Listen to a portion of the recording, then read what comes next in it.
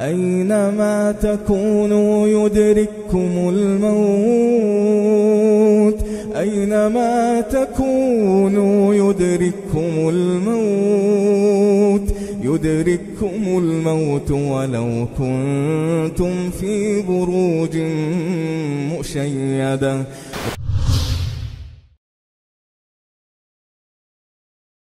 Bismillahirrahmanirrahim. Sebelum kita melepaskan bajunya, terlebih dahulu kita letakkan sehelai kain antara lutut dengan pusarnya, merupakan aurat besarnya, yang mana jumhur ulama kan berpendapat aurat dari pusar dengan paha, walaupun ada khilaf dan masalah itu ya. Begini, setelah itu baru kita mulai membuka apakah harus digunting pakaian sesuai dengan kondisi mayat. Setelah itu, maka yang masuk kepada pemandian kata para ulama hanya yang memandikan dan orang yang dibutuhkan oleh dia saja, yang mereka amanah. Karena di beberapa daerah itu ada tempat pemandian yang terbuka umum sehingga semua orang bisa lihat. Sehingga saya di Lombok seperti itu kebiasaannya di beberapa daerah. Itu nggak boleh karena mayat harus dijaga kehormatannya ya, walaupun sudah meninggal. Kita pakai sarung. Setelah itu kita angkat seperti hampir duduk. Digosok-gosok, perutnya boneka perempuan pula ya. Digosok-gosok perutnya. Ya. Sehingga keluar. Yang satunya sambil nyiram. Ya, sambil nyiram sehingga kotorannya langsung turun. Langsung turun digosok, gosok. Ya, sudah. Kemudian mohon maaf kemaluannya sambil ditutup, nggak boleh dilihat. Ya, sambil tertutup dengan menggunakan sehelai kain, ya. Karena hukum asal tidak boleh menyentuh aurat seorang muslim walaupun dia sudah mati, harus dimuliakan. Kira-kira sudah bersih, maka setelah itu dan dipastikan tidak ada lagi kotoran yang akan keluar, maka apa yang dilakukan tadi? Diwudukkan. Mana airnya? Ini perlu disiram langsung nggak? Siram aja ya, biar jelas ya. Baik. Sekarang saya gosok-gosok. Nah, siram yang lain, siram. Ya. Baik, ya. Antum angkat ini mayatnya ya. Baik, ya. Ikan sambil saya gosok-gosok, kotorannya otomatis keluar. Ya, rata-rata tempat pemandian kan dia lebih tinggi bagian kepalanya. Angkat coba ini. Silakan. Ya. Langsung saya atau ganjel gitu. Saya ambil gosok, saya siram terus. Ya, saya siram. Ya. Baik. Ya. Kira-kira sudah nggak ada lagi kotoran yang akan keluar. Kemudian kita gosok-gosok kemaluannya sambil kita siram. Ya. Hah? Dubur juga? Belum. Ya. Ya. Setelah itu baru bagian dubur. Ya, dubur tanpa melihat auratnya ya, dengan menggunakan sarung tangan. Ya. Iya, dibalik nampak nanti. Diangkat. Iya, diangkat saja. Ya. Nah, kan disiram dari bawah airnya. Baik. Udah, kira-kira sudah dipastikan kotoran yang nggak ada lagi, maka setelah itu baru diwudukkan. Kita buka sarung tangan kita karena tadi yang kotor, kita wudukkan seperti wuduk salat. Apa? Ada diniatkan untuk wuduk. Ya tadi kita udah bismillah dan niat kita memang pemandian jenazah tanpa diucapkan karena niat adalah amalan hati. Baik. Di tangan 3 kali kan? 3 kali kan sunnah. 3 kali. Baik juga nih mayat nggak lawan-lawan. Ya. Baik. Kan mulutnya sudah mungkin berkumur-kumur, maka kata ulama diambil kain basah, dibersihkan giginya, hidungnya. Kok biru nih giginya?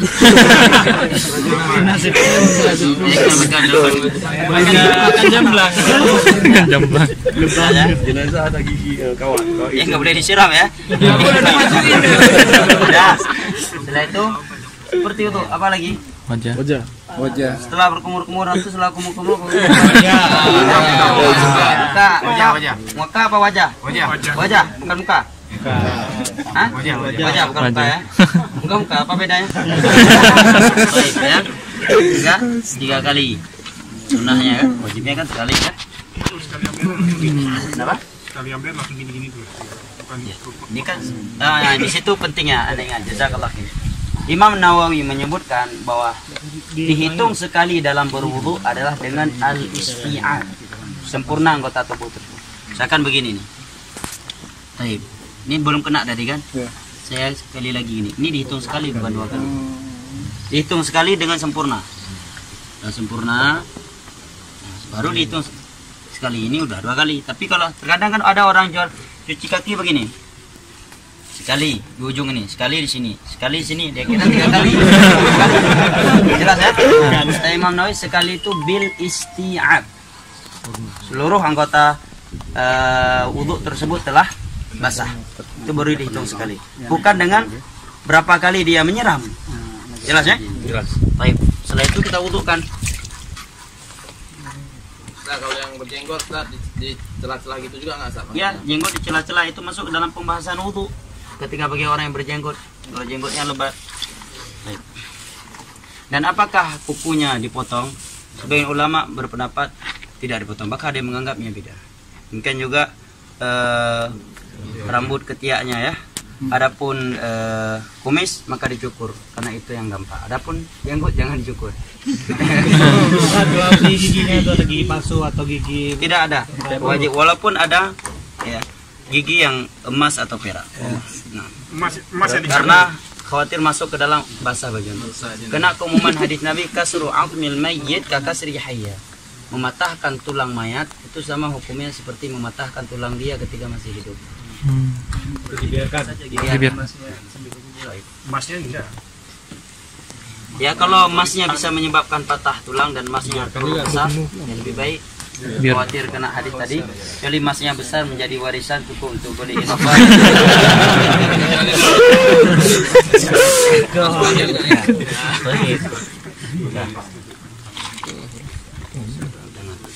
Kemudian kita wudhukan kepala yang seperti wudhu sah. Mulai dari depan. Fa aqbala bihima marratan wahidah, kata sahabat Abdullah bin Zaid al-Mazini kan, dengan 2 tangan tinggal. Selesai. Setelah itu kan semuanya begitu sudah sekali. Seringnya orang kita wudhu, anda lihat di masjid-masjid, dia hitung kepalanya pakai pet kan, dengan niat dia dihitung sekali itu dengan isti'ab, semuanya udah basah itu baru sekali. Kan sering orang di pet kayak gitu kan, set sekali, set 2 kali, set 3 kali, sekali dalam agama ya. Katakan setnya itu dari anak.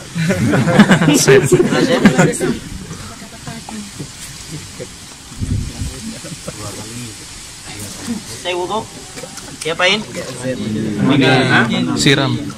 Dimandiin, salah-salahkan dulu, dimenyerup sebanyak 3 kah? 3 kali. 3 kali. 3 kali. Mungkin kata Syekh Al-Albani dalam Ahkamul Janaiz. Setelah itu disiram sebanyak berapa kali? 3. Fa'afadha 'ala ra'sihi 3 kali. Ini enggak perlu kanan kepala kan? Setelah itu baru kita Mandi. Ini air sudah bercampur daun bidara atau sabun. Saya bidara ya, sidir bahasa Arabnya. Baik.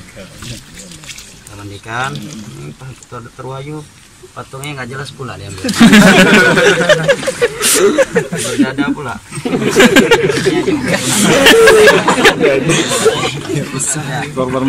Korban mutilasi. Ini belum dihitung sekali ya, belum. Kita balik. Bantu kan nggak mungkin anda mandikan sendiri. Pelan-pelan.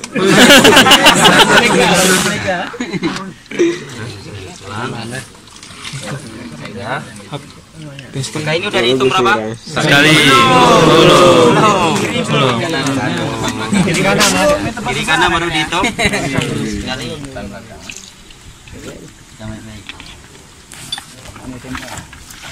Hitungannya bukan dengan gayung ya. Bil isti'ab. Balik. Pelan-pelan lumayan nih.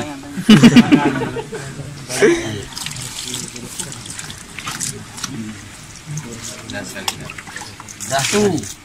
Sampai berapa kali? 3 kali. Mau lebih? 5. Mau lebih? 7. Mau lebih lagi baru 9. Au aktsar min dzalik in ra'aituna dzalik, kata Nabi kan kepada wanita-wanita mencuci mandikan itu. Kalau lebih dari itu yang penting ganjil.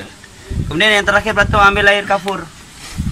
Mana air kafur baru tadi? Tadi udah 7 kali ya. nampak ada kotoran lagi. Nah, kalau ada kotoran lagi, maka diulangi lagi. Wudu lagi. Demikian kata para ulama. Diulangi dari Dan kata para ulama, kalau sebagai ulama menyatakan kalau kotorannya tersebut nggak mungkin bisa ditahan, maka dimasukkan sehelai kain agar kapas, atau sehelai kain agar tidak keluar lagi. Termasuk darah, Ustaz. Kalau darah nggak, karena darah bukanlah pembatal. Wudu saya ulang lagi juga. Wudu ya. diulang dari awal lagi. Dari awal Ustaz. Mandinya dan wudunya. Jelas ya? Nah, sekarang air kafur. Udah ada ini air kafurnya. Bukan dia sih Berarti kalau 3 kali air yang berkapur barus, yang keberapa? Kelima. Ini udah lah ya, kan?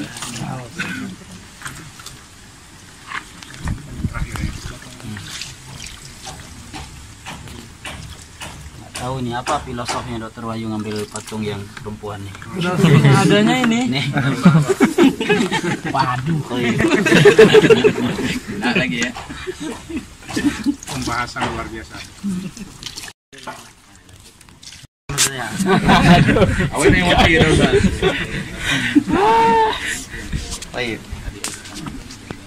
Jadi apa bedanya mandi junub? Gak ada bedanya. Cuma bedanya apa? Kain kafur. Kemudian kita bersihkan kotoran-kotorannya. Semua mandi syar'i semua sama bentuknya. Mandi Jumat, mandi junub, mandi jenazah. Cuma karena kita terkadang di masyarakat dibuat mindset seakan-akan mandi jenazah ini kalau bukan ustadz besar, Pak Kiai, tuku besar, harus ada bunga ini, bunga itu.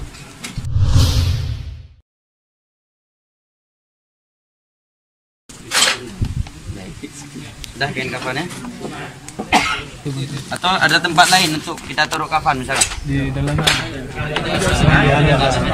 Oh, sini aja. Sini aja. Sini aja langsung. Balik aja. Berarti ini angkat dulu. Kapan? Meja yang mana?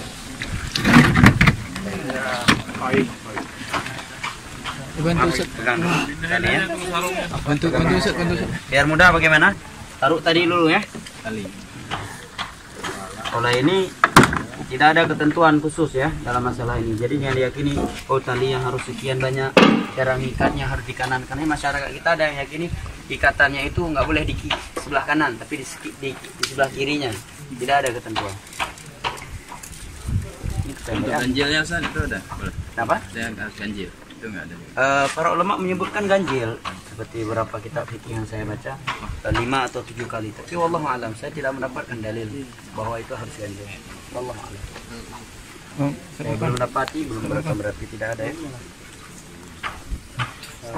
Bantu pegang itu.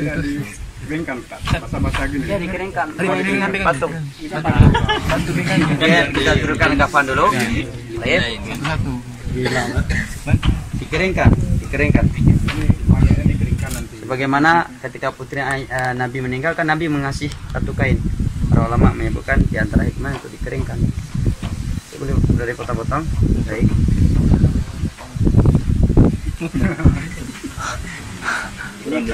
Ini talinya terlalu pendek ya.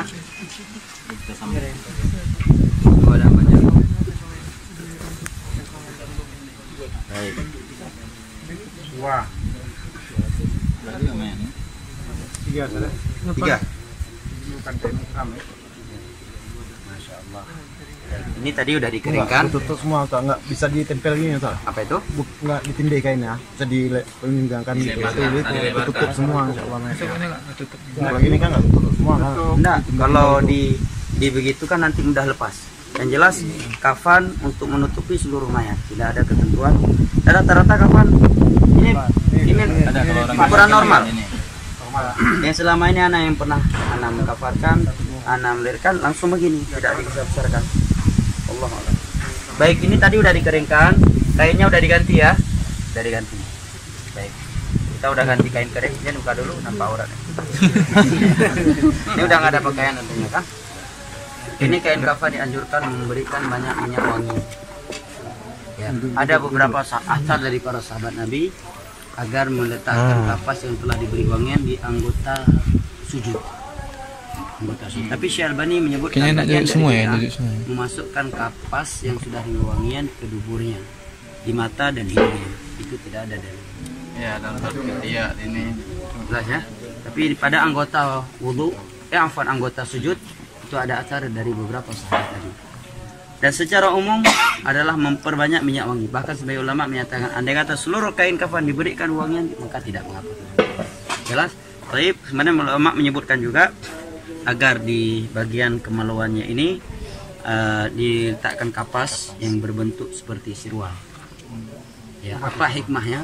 Kapas yang berbentuk celana yang telah diberikan wangian agar tidak mudah nampak kemaluannya dan tidak berbentuk ketika dilipat. Walaupun secara dalil tidak ada ketentuan yang seperti itu. Jelas ya? Kan dan saya kira rata-rata di masyarakat kita juga begitu. Saya lihat kemarin ketika sepupu saya dikapas, terus ini dibentukkan seperti celana yang tidak bersambung kan? Di bawahnya juga demikian. Di antara hikmahnya yaitu kemaluannya tidak nampak nantinya. Kemudian kotoran pun kalau andai kata keluar pas ini tertahan dengan itu, tidak menembus kafan. Maka dilipat. Terus tangannya ada buat. Sebagai ulama berpendapat untuk sedekapkan, tapi yang rajih tidak ada dalilnya. Andai kata ada dalilnya, Nabi memerintahkan putri beliau. Karena kaidah ta'khirul bayan an waqtil hajah la yajuz. Tidak mungkin bagi Nabi menunda penjelasan di saat dibutuhkan. Waktu itu mereka sedang memandikan putri beliau. Nabi tidak menyatakan harus dibentukkan salat. Kalau ada yang berkata, agar bertemu dalam keadaan bentuk salat, berarti itu istihsan. Istihsan bukan sumber agama. Sumber hukum Al-Quran dan hadis. Cabang dari itu ijma, qiyas dan ijma dan qiyas yang sahih. Jelas ya? Bahkan sebagian ulama menyatakan dengan kita sedekapkan dikhawatirkan akan mematahkan tulang dia. Sehingga kita khawatir terancam dengan hadis Nabi yang menyebutkan mematahkan tulang mayat dosanya seperti mematahkan tulang orang yang masih hidup. Dan andai kata ini dianjurkan untuk membentukkan sedekah, pasti ada anjuran dari Nabi. Apalagi kematian di masa Nabi enggak satu kejadiannya. Banyak, ya kan? Hampir tiap bulan ada yang meninggal misalkan. Tapi tidak ada penjelasan itu. Menunjukkan tidak ada. Mengikuti sunnah lebih baik daripada ya melakukan sesuatu tidak ada. Setelah itu sudah muasar ya? Segerakan. Segerakan mayat. Ya, ini tarik yang kuat ya. Ya cukup. Oke. Kemudian kemudian diikat.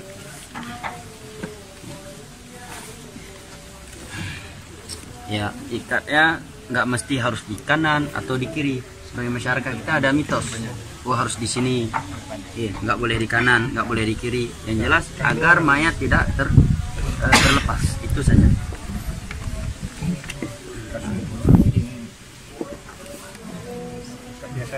Yang paling ujung.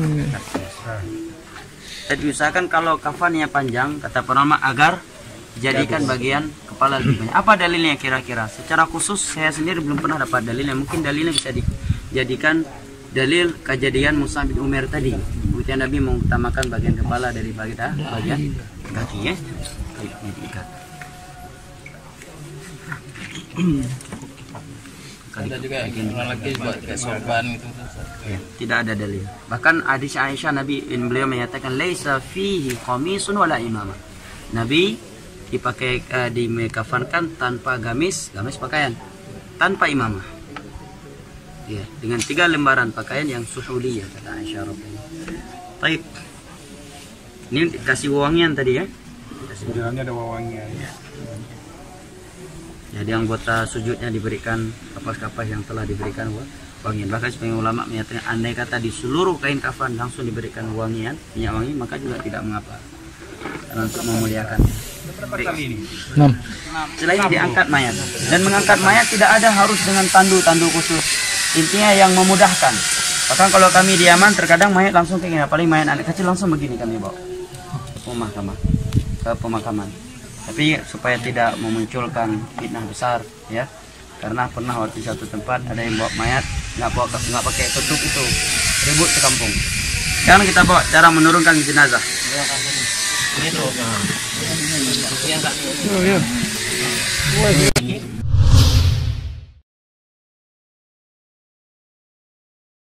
Sana ada orang turun berapa orang? Duduk dari kaki kuburan. Bismillah wa ala millati Rasulillah sallallahu alaihi wasallam. Terserah mau jongkok berdiri. Baik. Kebalik juga. Kebalik juga. Mayatnya dihadapkan ke arah kiblat. Kebalik juga. Diarahkan ke kiblat. Itu kiblatnya. Kiblatnya sana mereng, sana mereng. Karena ada. Taruhlah ke sana ya kiblatnya, ke sana. Ya, betul. Baik. Tidak ada ketentuan anak korban yang pertama kali melempar, tidak ada. Yang dianjurkan seluruh yang ikut ini dianjurkan untuk melemparkan sebanyak 3 kali lemparan. Maka lebih afdal tadi apa? Lahat. Lahat kan langsung kita masukkan ke dalam. Begitu kita masukkan, misalkan kalau lahat, maaf ya. Lahat kan di sini kita buat. Di dalam ini kan kita buat lubang. Begitu kita masukkan mayat langsung ke dalam ya. Kemudian kita letakkan bulatan tanah di belakangnya, kita bisa langsung narik dengan cepat sehingga tidak mengenai mayat. Boleh syik, boleh lahat, cuma lebih afdal lahat. Apa dalilnya lebih afdal lahat? Nabi yang menyatakan lahat untuk kita, syik untuk selain kita. Kemudian mayoritas mayat di masa Nabi menggunakan lahat bukan syik. Jelas ya? Ya, maka lahat lebih afdal. Maka sambil ini ada satu yang sambil duduk dengan jamaah yang lain atau yang sebagian yang berdiri berceramah mengingatkan akan kematian. Begitu selesai, maka satunya mengingatkan berdiri untuk mendoakan si mayat. Nabi menyatakan selalu Azan gimana lu? Tidak ada. Ya. Tidak ada azan dan itu salah satu bid'ah. Tidak ada satupun mazhab yang mengadzankan. Ya, demikian juga talqin mayat ya. Karena sekarang secara logika dia sekarang udah masuk ke alam barzakh, alam balasan. Berarti kalau kita mentalkinkan dia, kemudian dia menjawab, berarti masih ada kesempatan untuk beramal dong. Lalu apa maknanya orang kalau udah mati putus sudah kesempatan untuk beramal? Kalau kita ada manfaat talqin, nanti kalau datang ditanya jawab begini, begitu. Kalau sempat dia jawab, oh ya, langsung lagi. Yang talqin pun hilang dia, ya kan? Berarti timbul pertanyaan, berarti bermanfaat dong. Berarti ada kesempatan untuk bertobat setelah kematian. Padahal Nabi menyatakan kalau mayat roh sudah sampai ke rongkongan, pintu tobat sudah tertutup. Berarti bertentangan dengan mana hadis tersebut. Lebih dari itu Nabi tidak pernah mentalkin anaknya meninggal Ibrahim, cucunya, putrinya, para sahabat yang lain, demikian juga para tabi'in. Di sana ada yang beralasan membaca Al-Quran di atas kuburan, yaitu perbuatan Amr bin As. Riwayat Imam Muslim. Tetapi para ulama menyatakan ini anjuran individu sahabat. Perbuatan sahabat bukan sumber hukum. Apalagi perbuatan individu sahabat yang menyelisih mayoritas para sahabat. Khulafa ar-Rasyidun tidak melakukannya. Mayoritas para sahabat tidak melakukannya. Cuma beliau yang meriwayatkan, mewasiatkan agar dibacakan Al-Quran di atas kuburan beliau. Itu perbuatan individu yang diselisih oleh para sahabat Nabi. Yang lainnya tidak melakukannya. Kemudian kata para ulama, masyarakat kita sekarang sudah baca Al-Quran terus kuburan, ditender lagi kuburannya, lebih parah lagi. Ya, bayar, ya, dan seterusnya. Maka selesai dikuburkan, selesai pula ceramah. Kemudian salah satu mengingatkan, doakan saudara kita, dia sekarang akan ditanya dan mohonlah kepada Allah agar dia dikokohkan dalam kuburnya. Setelah itu pulang, selesai. Setelah itu baru ada anjuran untuk bertakziah. Selesai penguburan, nggak ada yang sulit. Ustaz, kalau ini kuburan kan biasanya ada ini Ustaz kejadian berair Ustaz. Itu boleh nggak dibuat kayak peti itu? Bahkan sebagian para ulama menyatakan kalau yang Syafi'iyah malah keras, nggak boleh ada hal-hal yang bersifat kayu. Kenapa kalau ada air? Andai kata sekarang ini bersih, besok datang tsunami kena air juga. Sekarang kering, seminggu setelah itu ada tsunami, kena air juga. Dan itulah makna firman Allah, kami ciptakan mereka dari tanah, kami kembalikan ke tanah. Jadi tenggelamkan aja langsung Ustaz. Kalau airnya ya, Ada air kan terapung mungkin Ustaz, airnya nanti. nggak mungkin terapung. Kecuali boneka seperti ini yang kecuali airnya bisa dihilangkan. Biasanya kan atasnya dikasih papan tuh gimana Ustaz? Makanya bilang tadi, ulama Syafi'iyah berpendapat tidak boleh. Karena di masa Nabi juga ada papan, tapi mereka langsung. Bahkan itu menyelisih keumuman ayat dan hadis. Kami kembalikan mereka ke tanah, kami ciptakan dari tanah dan kembalikan ke tanah. Berarti kalau ada papan dan kami kembalikan mereka ke papan. Hah? Tikar pandan juga ditarik karena yang pakaian yang dibawa oleh mayat satu-satunya adalah kafannya. Adalah kafannya. Itulah makna, disitulah kita akan tertegur. Walaupun kita hebat di dunia, rupanya pakaian tok kafan dan di dalam bawah tanah liat kita dimasukkan. Bahkan sebagai ulama Syafi'i ada yang berasio. Kalau ada paparnya nanti kalau diadab akan terbakar. Tapi ini dibantah oleh ulama, ini masalah gaib, nggak bisa dikiaskan api yang ada di dunia. Baik, kemudian boleh meletakkan tanda-tanda kuburan seperti satu batu atau dua, dan kuburan tidak boleh lebih dari satu jengkal, dan tidak boleh diberi nama dan kapur. Dan itu sepakat ulama. Hadis Jabir, Nabi melarang untuk diberi kapur dan ditulis kuburan. Jelas ya? Bahkan Imam Syafi'i juga melarang keras. Jadi yang kapuri bukan mazhab Syafi'i. Makanya kita lihat ke Baqi, kita nggak bisa lihat mana kuburan Utsman, mana kuburan sahabat yang lain. Semuanya tidak ada. Raja yang mana kuburan raja, mana rakyat jelata di Saudi Arabia, nggak bisa kita bedakan. Nggak ada namanya. Dan apa hikmahnya? Banyak diantaranya. Kalau sempat ditulis nama, kalau ada sebuah kuburan yang orang anggap dia wali, habis sudah. Jadikan sumber kesyirikan. Wah, ini kuburan. Tapi Syiah anehnya, mereka kalau di Baqi udah ada buku petunjuk di mana Ali, di mana sahabat ini, sahabat itu yang menurut mereka ada ini kelebihan dan seterusnya. Ustaz, tadi kan nggak boleh ada kayu, Ustaz. Itu kalau kita masukkan ke sini kan biasanya ada orang-orang taruh kayu gini, Ustaz. Kenapa nggak dengan tanah saja? Itu nggak boleh juga berarti, Ustaz ya? Kalau dikatakan nggak boleh, ya nggak ada larangan. Tapi kalau dia menggunakan kayu, ya. Kemudian ada pertanyaan, kenapa nggak langsung tanah? Kenapa nggak tanah langsung? Walaupun ada kayu, nanti dia terjepit nggak dengan tanah? Terjepit juga. Dari tanah ke tanah dan ke tanah. Mazhab Syafi'i dalam mazhab Syarah Muhadzab, ulama keras menyatakan tidak boleh dimasukkan kayu. Tapi kalau mereka memasukkan tanpa ada keyakinan tertentu, ya di sini kan nggak masuk beda, karena mereka tidak mengkaitkannya dengan nilai-nilai agama. Jadi masalahnya kalau mereka kaitkan kayu-kayu tersebut dengan nilai-nilai agama, ini membutuhkan dalil karena sudah berkaitan dengan keyakinan. Tapi kalau sekedar dia biar nggak terbalik, ya boleh-boleh saja. Sudah setelah penuh tanah boleh dinyainya, Ustaz, atau rapikan? Ya, tidak mengapa untuk dikeraskan. Langsung sekalian aja tanahnya. Sekalian ya, dua-dua ini dikuburkan. Sudah selesai kan? Ustaz, dalam kuburannya berapa, Ustaz?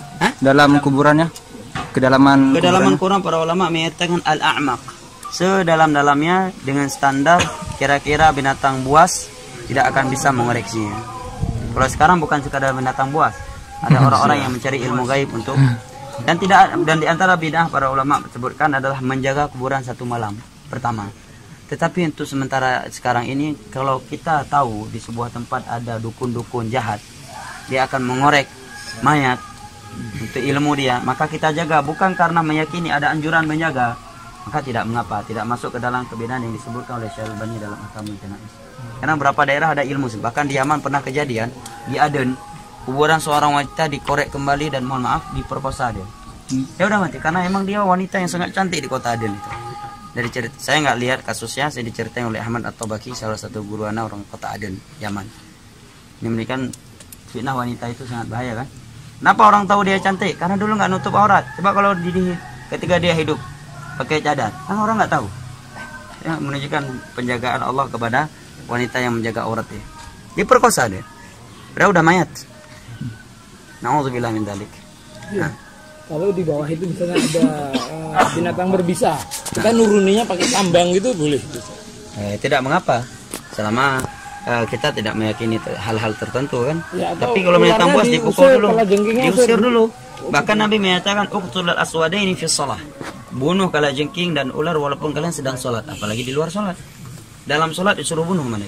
Walaupun kata Imam Syafi'i ketika kita ingin mengambil kayu membunuh ular, kita sudah menghadap ke selain kiblat, kita nggak perlu membatalkan sholat. Tetap saja kita lanjutkan sholat tersebut. Mana kiblatnya? Kenapa? Kalau dengan menurunkan tali itu apa talinya? Kadang-kadang ada kejadian talinya juga dikuburkan, Ustaz. Ya kalau mereka kuburkan karena memang sulit untuk ditarik lagi, bukan karena ada keyakinan tertentu, ya nggak masalah. Bid'ah itu kan dia melakukan sesuatu yang baru, menyamai perbuatan agama dengan niat dia beribadah dengan itu.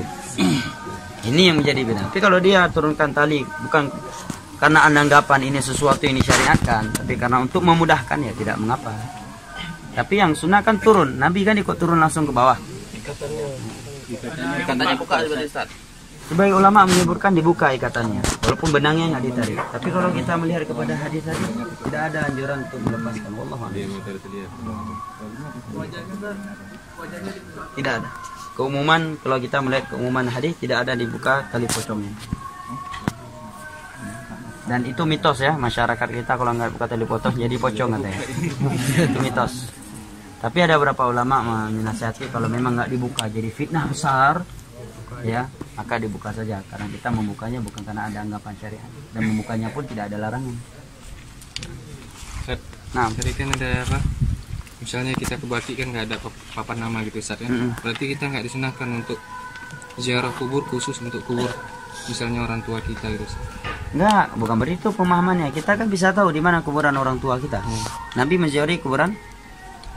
Nabi juga diizinkan untuk menziarahi kuburan orang tuanya, tapi dilarang untuk meminta ampunan kepada kedua orang tuanya. Dia juga kan tahu. Kirim doa nggak sampai itu? Hah? Kirim doa nggak sampai? Karena sampai.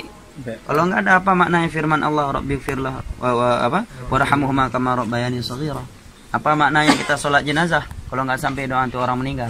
Cuma ini kali oleh ulama doa-doa yang dengan cara-cara bid'ah, kumpul di hari-hari tertentu, di malam-malam tertentu khusus dikirim. Ini yang dikari oleh ulama. Sama dia.